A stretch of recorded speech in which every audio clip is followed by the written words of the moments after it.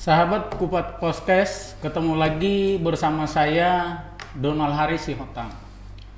Hari ini kita akan bincang-bincang tentang potensi perikanan di Lampung dengan tema diskusi memacu potensi perikanan untuk mensejahterakan masyarakat.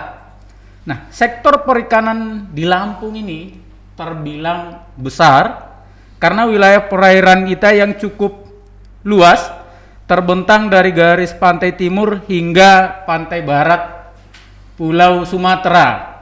Baik itu potensi air tawar maupun air laut. Nah, sekarang ini kan lagi musim pandemi COVID-19. Kita ingin tahu seperti apa dampak dan pengaruhnya terhadap industri perikanan kita di Provinsi Lampung. Bersama saya di studio sudah hadir Kepala Dinas Kelautan dan Perikanan Provinsi Lampung, Bapak Febrizal Levi Sukmana. Apa kabar ini Pak Kadis? Kabar baik Pak. Alhamdulillah baik ini. Nah, sebagaimana pengantar itu tadi Bang. Oke. Sekarang ini kan kita kondisi masih pandemi COVID-19. Ini dari bulan Maret sampai sekarang udah bulan 11. Iya. Udah hampir masuk 8 bulan. Ada pengaruhnya nggak Bang dengan industri perikanan kita di Lampung? Oke. Izin saya buka masker. Oke, boleh Bang. Soalnya agak susah bernapas.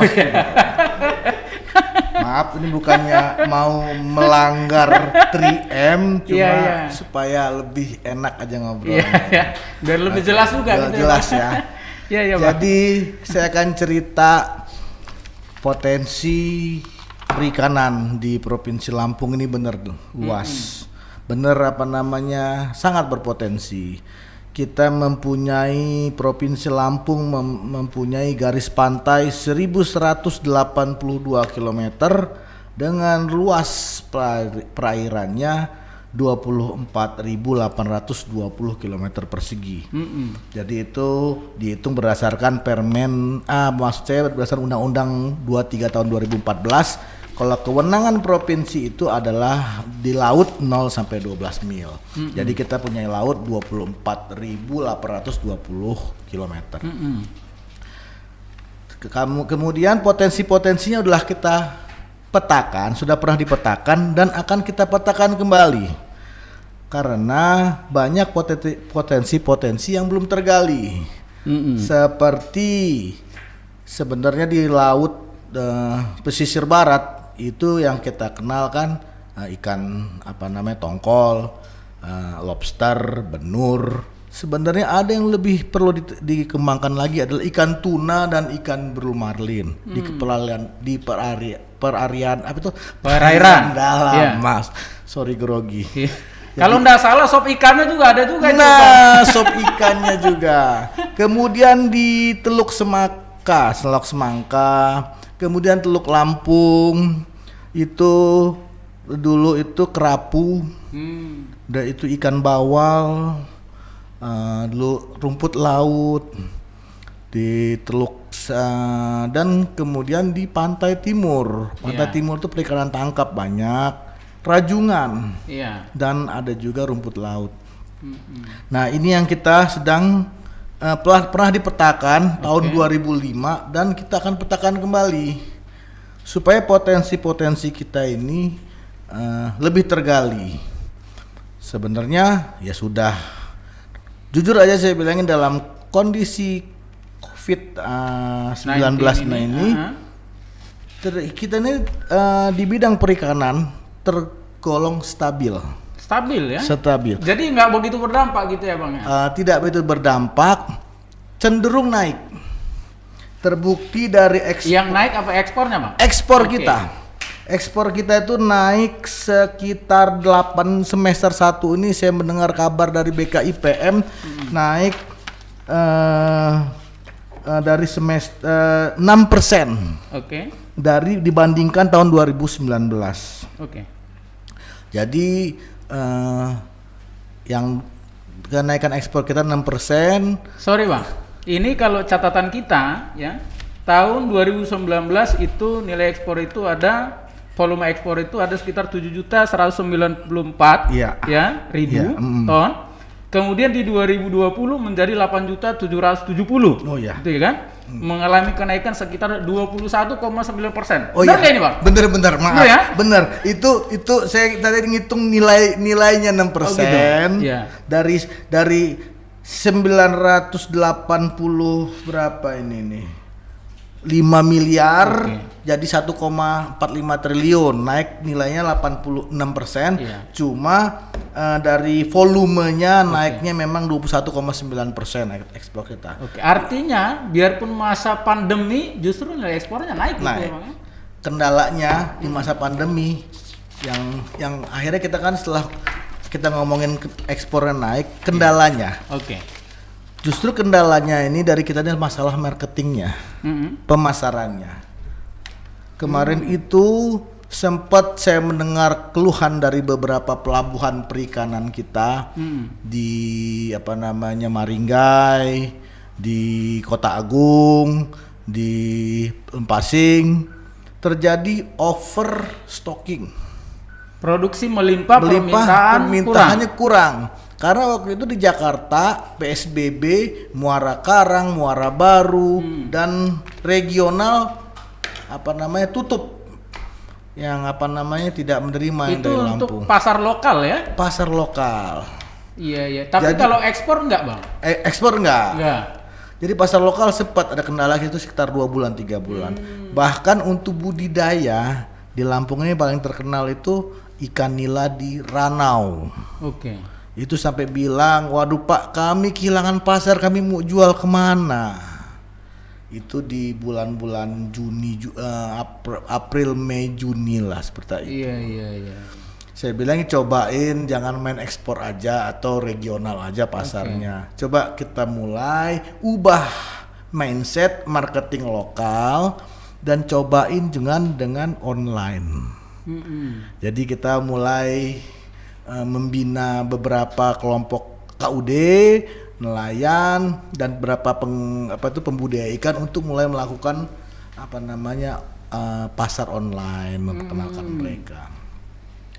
Saya bahkan sempat khawatir ikan tenggiri di Labuhan Maringga itu sempat 3 ton busuk. Ikan tenggiri? Iya, bingung kehilangan pasarnya di mana. Biasanya itu marketnya pasarnya kemana? Pasarnya ya Palembang, Jakarta. Oh. Waktu itu dalam mungkin kita awal-awal chaosnya di COVID-19 itu ya akhirnya. Tapi setelah itu bulan-bulan Juni, Juli kembali normal. Sudah mulai normal. Normal ke pasar di Palembang, Jambi buka lagi. Kemudian DKI, Jawa Barat juga buka dan ekspor. Disitulah akhirnya ekspor kita di semester 2 dibandingkan semester 1. Kita ini kan masih semester 1 nih. Di semester 1 ke semester 2 meningkat 8%. Nah, mungkin kita fokus satu-satu dulu, Bang. Soal tadi potensi perikanan laut, gitu ya. Iya. Kita itu ekspor itu yang paling besar apa? Kemudian komoditinya gitu, Bang, ya. Ikannya jenisnya apa dan di daerah mana gitu, Bang. Oke. Kalau ekspor perikanan laut kita memang nggak terlalu besar. Kita lebih ke regional kalau yang perikanan laut. Karena perikanan laut ini kita masih ikan kakap, masih ikan masih belum ekspor secara besar. Ekspor kita besar di udang. Udang ya? Udang. Kalau udang masih di Asia Tenggara ini, Bang? Masih. Masih. Dan bahkan kita ditargetkan oleh pusat dalam waktu 2 tahun ke depan ekspor harus naik. Produksi udang harus naik 400%. Waduh. Iya. Sekarang berapa, Bang, produksi kita rata-rata per tahun? Produksi kita rata-rata per tahun lupa saya data. Iya, tapi masih paling besar kita paling Asia besar. Tenggara dari Lampung. Iya, masih besar Asia Tenggara. Karena masih meskipun kalau dulu per plasma itu per hari itu bisa waktu zaman jayanya di Pasena itu 30 ton per hari. Kalau sekarang tinggal 3 ton per hari. Iya. Itu kan air tawar ya Bang ya? Itu air tawar tambak di pesisir. Iya, ditambak kan? Iya. Oke. Kemudian kalau yang lain lagi yang dia potensi di air tawar apalagi Bang? Ikan nila. Ikan nila, ikan patin. Ini juga kita harus kasih tahu ini nih. Iya. Orang ngomong ikan dori itu ya. Itu ikan sebenarnya ikan patin. Oh gitu. Iya. Jadi diklaim duluan tuh ikan dori itu sebenarnya ikan patin itu. Jadi kita buat filet itu deh filet ikan dori ya sebenarnya ikan patin. Dan produksi ikan patin, ikan nila di Provinsi Lampung dan gurame ini yang sangat bagus. Ada sentra-sentranya seperti di Tanggamus, di Pringsewu, di Lampung Tengah, Lampung Timur itu udah termasuk di ikan nila di Ranau tuh di Danau Ranau udah terkenal. Nah, kedepannya kita akan mengembangkan ikan yang ikonik, ikan endemi namanya. Ikan apa itu Bang? Yang di Provinsi Lampung ini. Ikan belida. Oke. Ikan jelabat. Oh jelabat. Ya. Iya. Yang kayak ikan gabus ya? Iya, ikan gede itu kayak nirwana. Nah, itu jelabat itu sekarang ini dagingnya 120 sampai 150 ribu per kilo.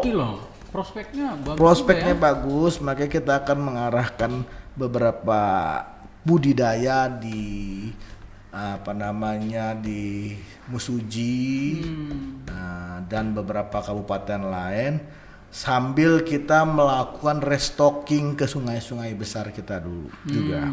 Selama ini kan kita harus menjaga kelestarian ikan-ikan endemi seperti itu, seperti jelabat, baung, patin, nila di sungai-sungai besar. Nah, programnya DKP ini salah satunya itu restocking.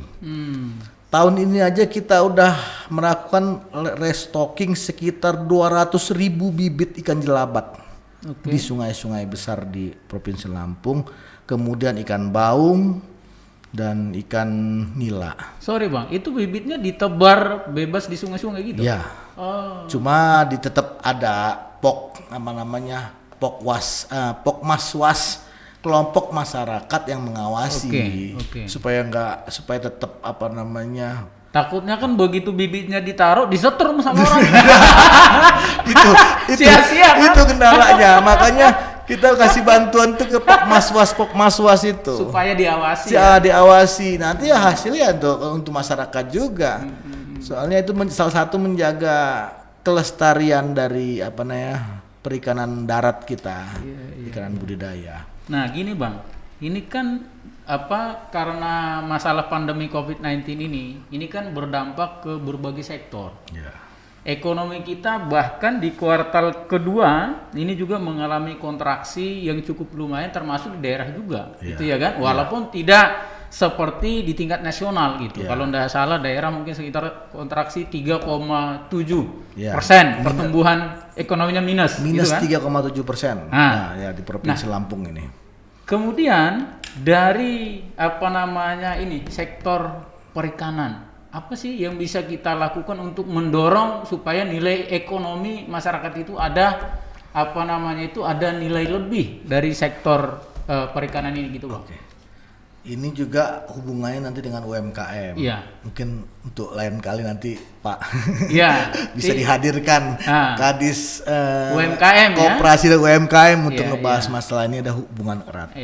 Yang harus sekarang ini yang perlu sektor-sektor yang perlu kita bina adalah sektor UMKM.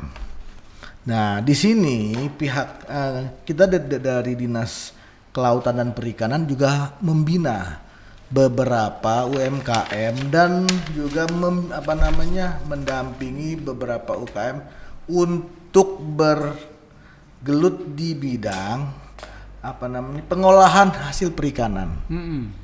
Nah, jadi selama ini kan ikan dijual ke pasar, dijual ke Jakarta, ke daerah lain. gimana caranya kita mulai berpikiran untuk industri bergeser ke industri hulunya, bukan hilir aja. Jadi kita akan berusaha berkoordinasi dengan unit pengolahan ikan yang besar-besar untuk mendampingi UMKM atau menyerap proyek hasil-hasil dari UMKM di bidang pengolahan perikanan. Contoh misalnya seperti ini, surimi. Nah, itu kan bisa diserap atau ikan bentuk olahan seperti bakso ikan. Jadi kita udah mulai membina ke industri hilir. Berarti banyak juga itu termasuk nelayan binaan, kelompok binaan dari Dinas Kelautan Perikanan, Bang? Ya, kita bersama-sama koordinasi dengan Dinas Koperasi dan UMKM dan Perindak. Oke. Jadi seperti teri, bukan teri Medan di sini, Pak. Terkenal teri Medan, cuma saya mau bilang teri Lampung ini. Iya. Ada teri juga. Teri juga, teri ikan asap, ikan asin, abon ikan. Oke. Ada itu bakso ikan. Oke. Nah, kemudian keripik, bukan di Lampung kan ada keripik pisang, ini keripik kulit ikan.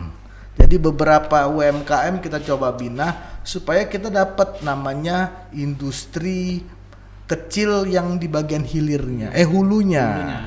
Apa saja, Bang, mereka yang dibekali?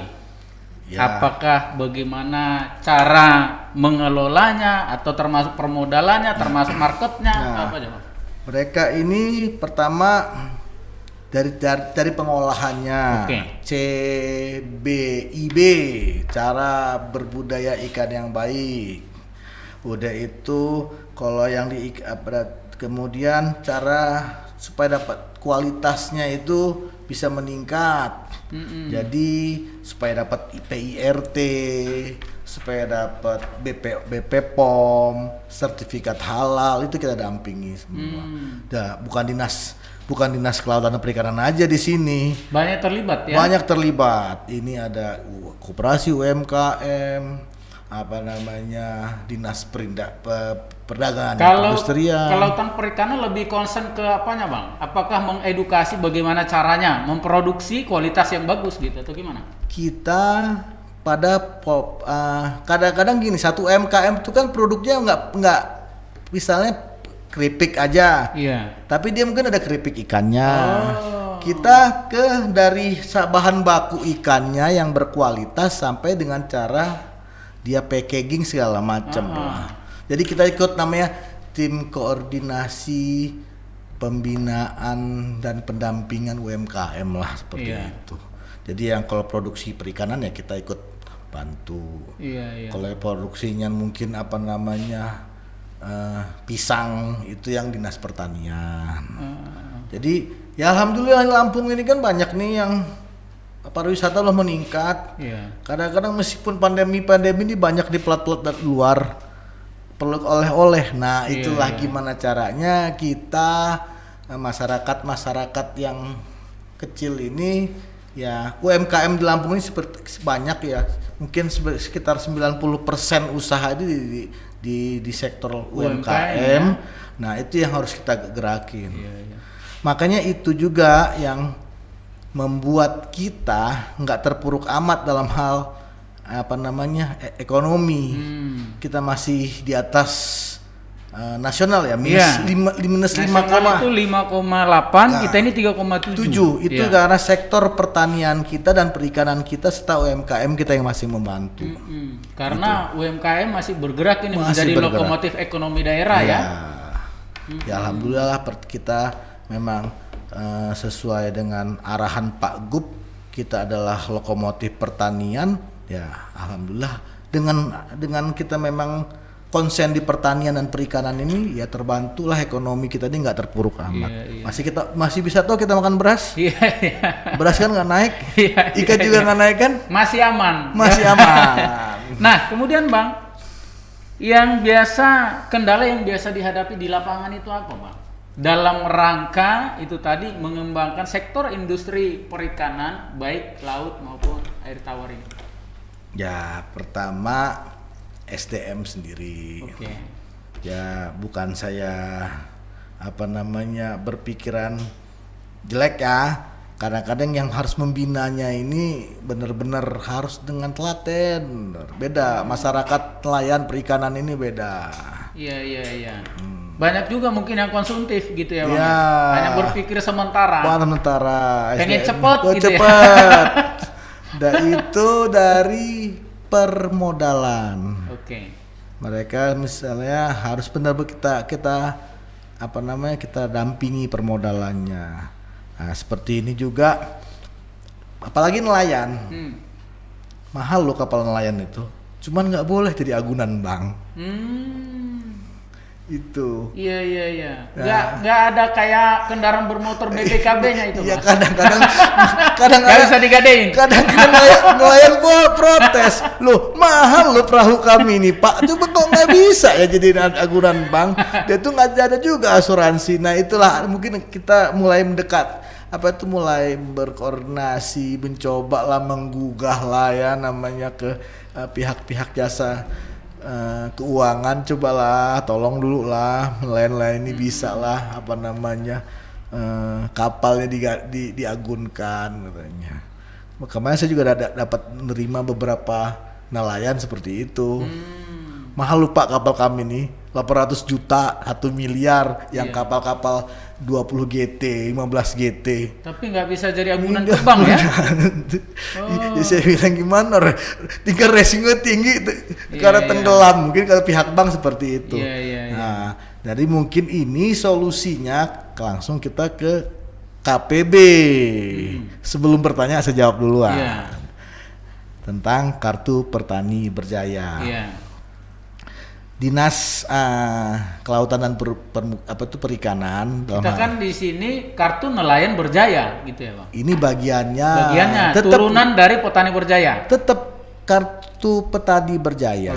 Cuman sub bidangnya nanti nelayan berjaya. Oh, begitu.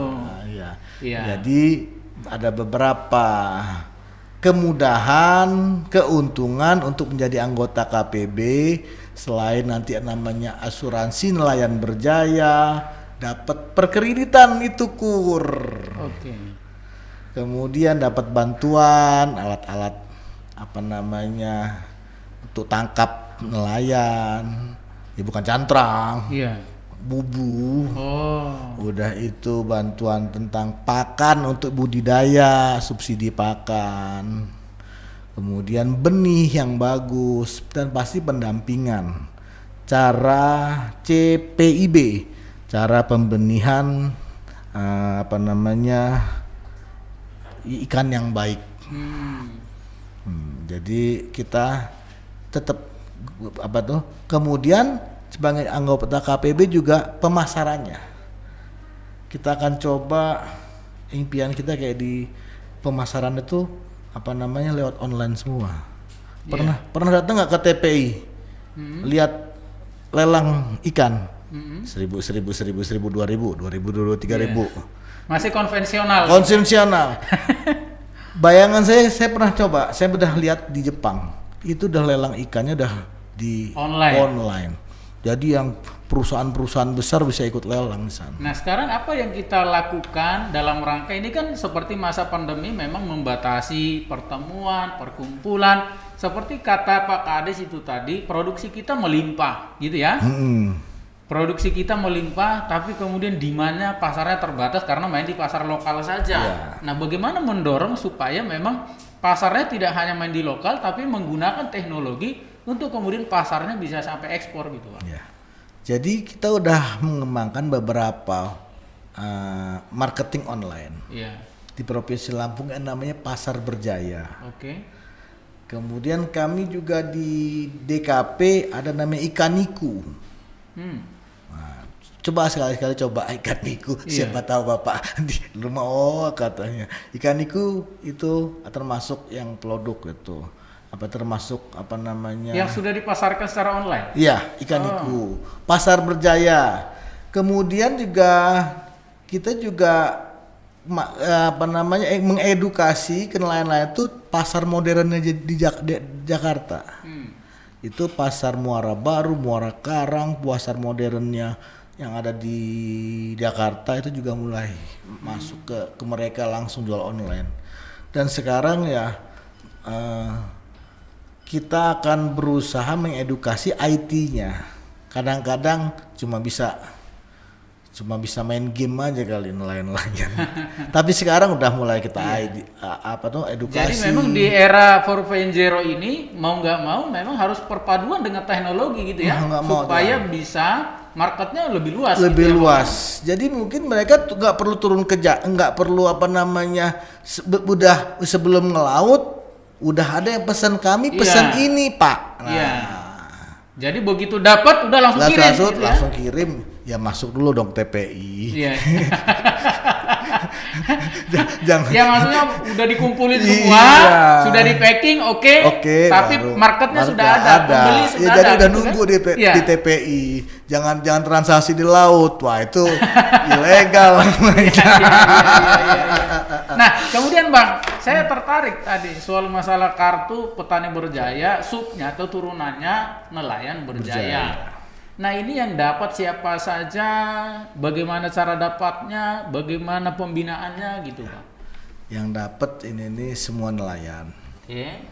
Baik nelayan yang kapal kecil ataupun anak ABK dari kapal-kapal yang besar. Jadi biar nanti ada tim yang datang untuk mendaftarkan mereka sebagai anggota. Lewat kelompok nelayan atau individu? Ini lewat kelompok nelayan, tapi individu yang masuk. Tetap kelompok nelayan, cuman individunya. Tapi nanti mereka itu difasilitasi oleh kelompok nelayan. Kelompok nelayan, iya tetap. Seperti HSNI gitu ya, Bang ya? Itu kelompok nelayan. Kalau HSNI kan memang himpunan untuk nelayan, untuk organisasi besarnya. Tapi kadang-kadang mereka kan, misalnya ada kelompok nelayan bumi satu, misalnya kan. Kelompok nelayan A1, B, A2 gitu yang menghuni di satu tempat. Ya kelompok nelayan itu paling sekitar 10 sampai 20 orang lah. Ada seberapa banyak kelompok nelayan di Lampung ini, Bang? Banyak, Pak. Banyak juga? Banyak. Yang terdata di DKP? Sekitar 20. Yang terkata di DKP yang menerima asuransi itu sekitar 20 ribuan, 20 lebih. Kelompok nelayan? Kelompok nelayan. Besar juga ya, Besar Bang, juga. Makanya kalau saya bilangin kalau jumlah nelayan itu sekitar 40 ribuan ada kali. Masyarakat nelayan. Ada 40 ribu? Ada sekitar 40 ribuan. Kelompoknya tadi ada 20 sekitar 12.000 sampai 20.000. Kalau 20.000 berarti satu kelompok cuma 2 orang gitu, Bang.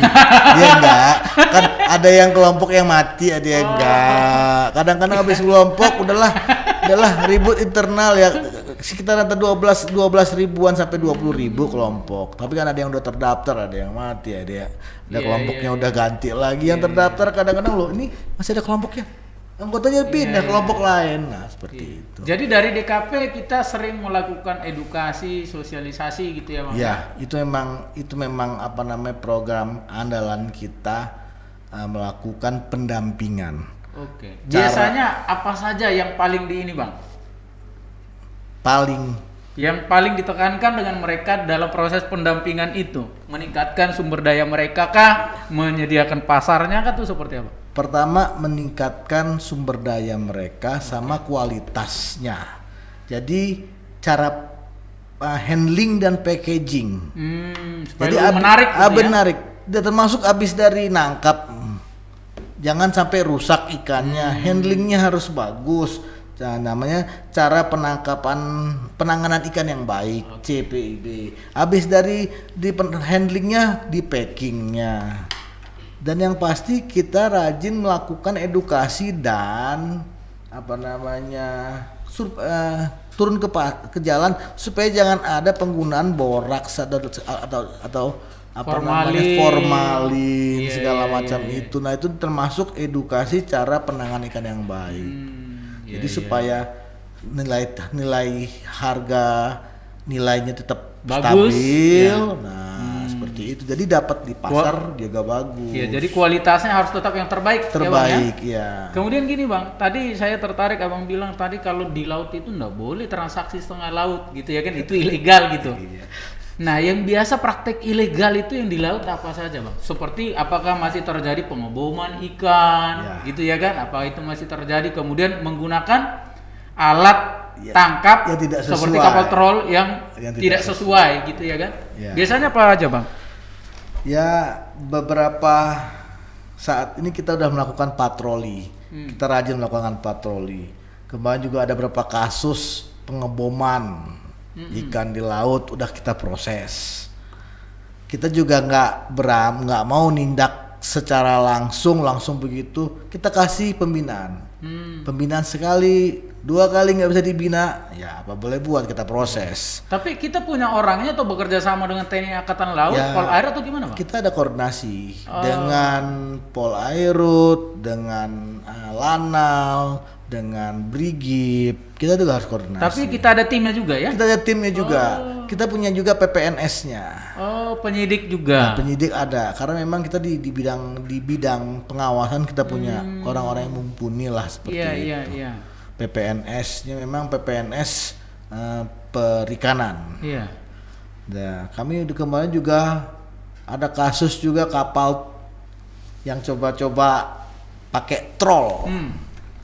Ternyata kami cek, ya bukan troll sih sebenarnya, cantrang, cuman yang nggak standar.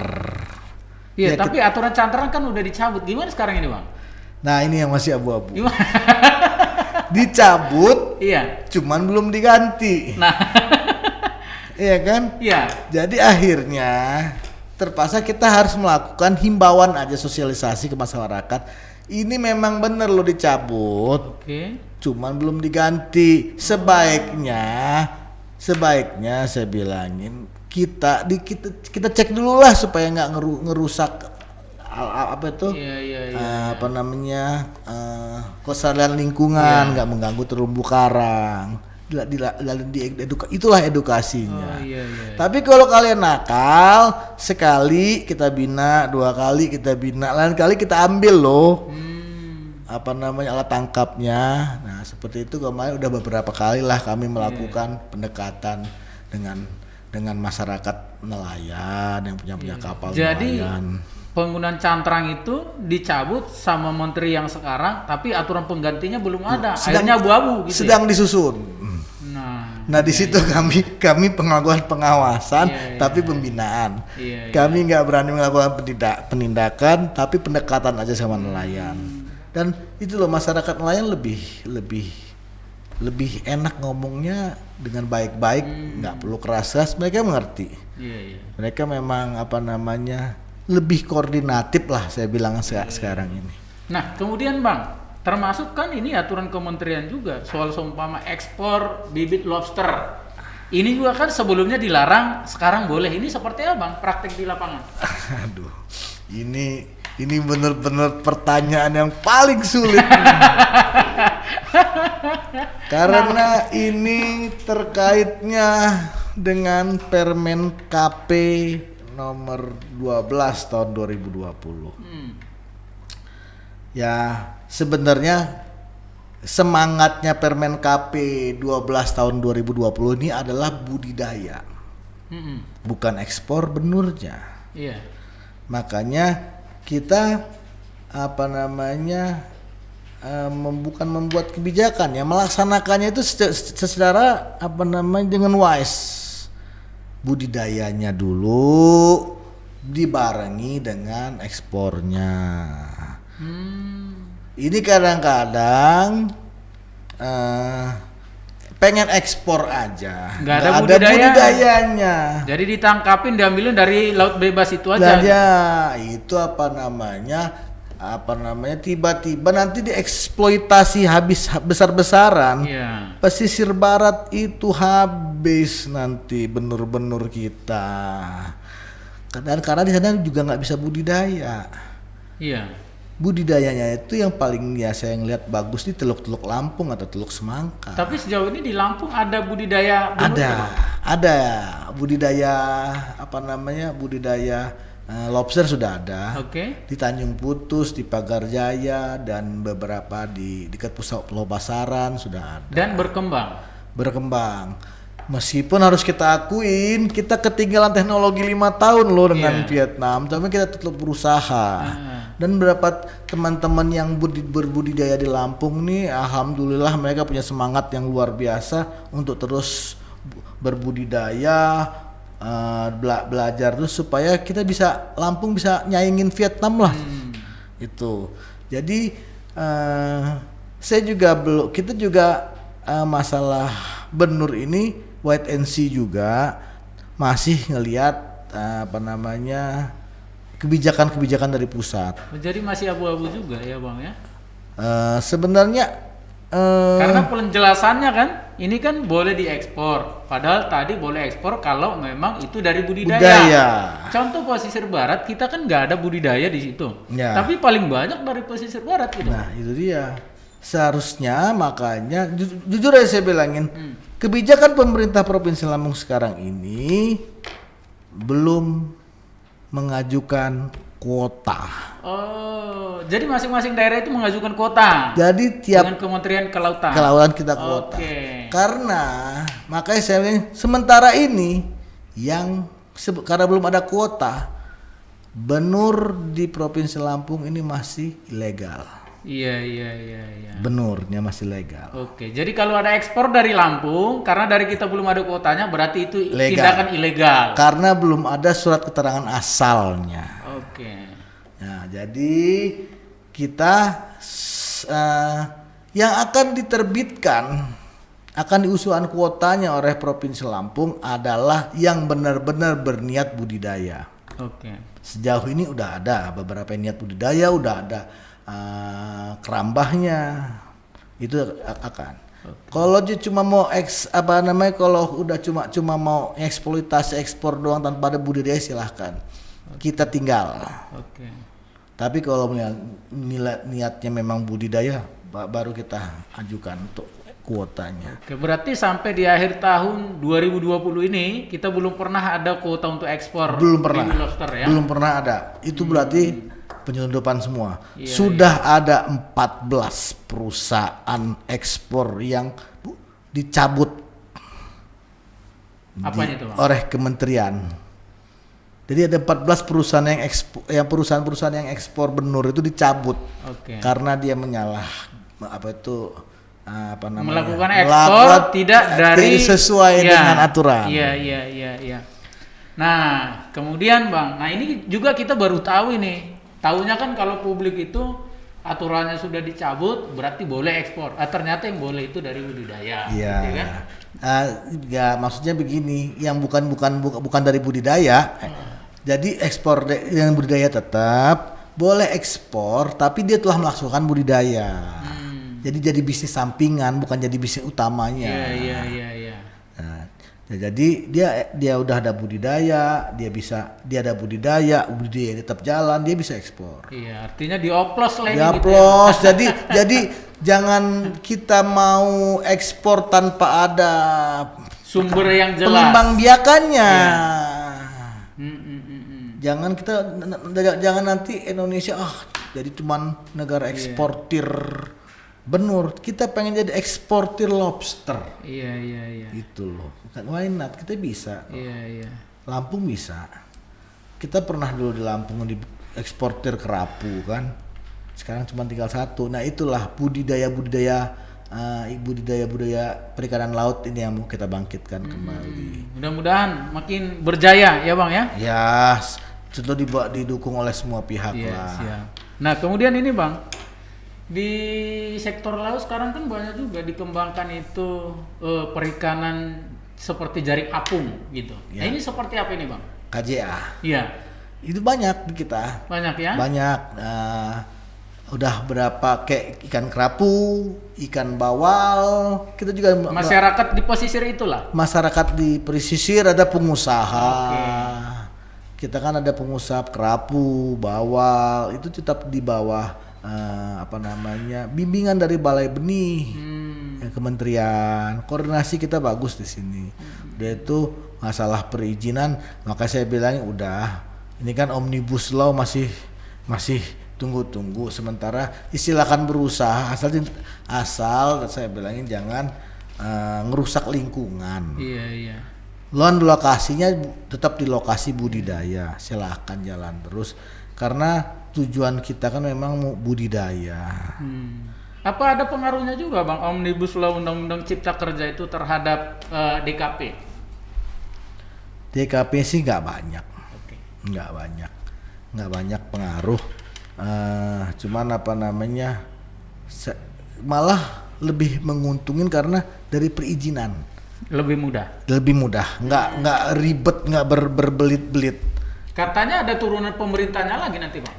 Nah itu kita tunggu lah sambil ada berarti yang buatkan Kementerian Kelautan, Dinas Perikanan Kelautan. Ya kita ngasih masukan gimana supaya bisnis dan aturan yang akan berjalan di kelautan dan perikanan ini benar-benar smooth lah untuk kemaslahatan masyarakat itu aja. Iya. Jangan ya mungkin selama ini males yang ngurus kerambah itu karena izinnya berbelit-belit. Izinnya ini juga Bang, banyak juga. Iya, ada izin lokasinya, izin pengelolaan, udah itu harus izinnya ke lintas instansi. Nah itu mungkin mudah-mudahan ya, saya berharap dengan nanti turunan-turunan dari Undang-Undang Cipta Kerja ini bisa mempercepat perizinan dan lebih mempermudah ya. Asal jangan ngerusak kelestarian alam dan konservasi. Iya. Itu yang harus kita jaga. Iya. Karena saya agak keras, kita harus tetap konservasi dan kelestarian alam kita. Nah ini mungkin terakhir ini Bang. Ya. Nggak terasa ini kita sudah 45 menit. Padahal tadinya saya grogi. Nah itu Bang, kalau makin ini ternyata kurang waktunya gitu. Padahal saya grogi ya. Udah ngebenteran sama saya tadi. Bisa aja Pak Kadis. Nah, untuk terakhir closing statement, apa yang mau disampaikan dengan nelayan kita, masyarakat kita, apalagi di situasi pandemi seperti sekarang COVID-19 ini, supaya masyarakat kita, nelayan kita juga tetap produktif. Kemudian perikanan, tawar dan laut memberikan nilai ekonomi lebih terhadap masyarakat, terutama di masa seperti COVID begini kan, ekonomi turun, bagaimana supaya dari sektor perikanan, kelautan maupun air tawar bisa memberikan nilai ekonomi tambah. Silakan Bang. Kalau pesan dari saya, yang pertama masyarakat nelayan, masyarakat saya itu tetap menjaga protokol kesehatan, jangan diremehkan. Karena kadang-kadang mereka bilang, masyarakat nelayan ini ngomong, wah Pak, di laut tidak ada COVID nggak berani ke laut. Jangan punya asumsi seperti itu. Tetaplah menjaga protokol kesehatan, cuci tangan, pakai masker, jaga jarak. Kemudian tetaplah menjaga kekompakan dalam kelompok-kelompok nelayan, kelompok koperasi nelayan, supaya dari hal kekompakan, koordinasi yang baik dengan pemerintah daerah dan sesama teman-teman stakeholder, semoga kita dapat sama-sama maju dan mendapat manfaat dari kekompakan tersebut. Kemudian tetap percaya bahwa pemerintah hadir di masyarakat nelayan, akan melindungi masyarakat nelayan, baik pun itu nelayan tangkap atau nelayan budidaya. Bersama-sama kita melakukan inovasi dari segi pembenihan, dari segi penanganan, dari segi kualitas, dan terutama dari segi pemasaran, sehingga kita semua masyarakat mendapatkan hasil yang baik dari produk-produk perikanan. Saya rasa demikian supaya ujung-ujungnya kan masyarakat kita mendapatkan manfaat, masyarakat adil, makmur dan sejahtera, nelayan berjaya, Lampung berjaya, dan Indonesia maju dan sejahtera. Demikian. Jadi sesuai dengan program kerja Gubernur, Wakil Gubernur Lampung saat ini menjadikan masyarakat Lampung berjaya, ya Bang ya. Jadi kalau ada orang pengen menjadi nelayan, DKP juga siap memfasilitasi, ya Bang ya? Iya, siap. Oke. Ada yang mau punya kapal, ya siapa tuh ada yang mau jadi nelayan, ada modal mau beli kapal, ada awak, silakan. Akan dipermudah. Nah, sahabat Kupas Podcast, demikian tadi bincang-bincang saya dengan Kepala Dinas Kelautan dan Perikanan Provinsi Lampung, Bapak Fabrizal Levi Sukmana. Berbagai hal tadi kita berbincangkan tentang potensi perikanan kita baik di laut maupun di darat. Ternyata potensi perikanan di laut dan di darat juga memiliki prospek yang cukup bagus. Tinggal bagaimana kita serius, profesional mengemas itu supaya bisa memberikan nilai tambah terhadap kita, terutama seperti di situasi saat ini yang masih dalam masa pandemi COVID-19. Demikian dari saya, Donald Haris Sihotan. Kita ketemu lagi dalam podcast berikutnya dengan narasumber-narasumber yang menginspirasi dan luar biasa. Terima kasih.